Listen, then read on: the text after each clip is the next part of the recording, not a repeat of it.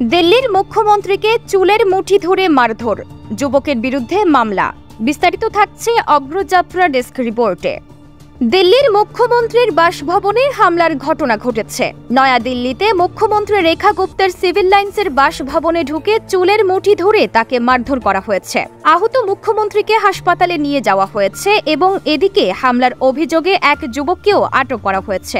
সেই সঙ্গে তার বিরুদ্ধে হত্যা চেষ্টার মামলা দায়ের করা হয়েছে, খবর এনডিটিভির। প্রতিবেদন সূত্রে জানা গেছে, বুধবার সকালে দিল্লির মুখ্যমন্ত্রীর বাসভবনে সাপ্তাহিক জনশুনানি চলাকালে হামলার ঘটনাটি ঘটে। হঠাৎ এক যুবক রেখার বাসভবনে ঢুকে একটি কাগজ দেওয়ার নাম করে মুখ্যমন্ত্রীর দিকে এগিয়ে যায়। এরপরই ওই যুবক চিৎকার করে গালিগালাজ করতে শুরু করে এবং এক পর্যায়ে মুখ্যমন্ত্রীর চুল টেনে ধরে চড় মারে। এতে তিনি হাতে এবং মাথায় আঘাত পায়।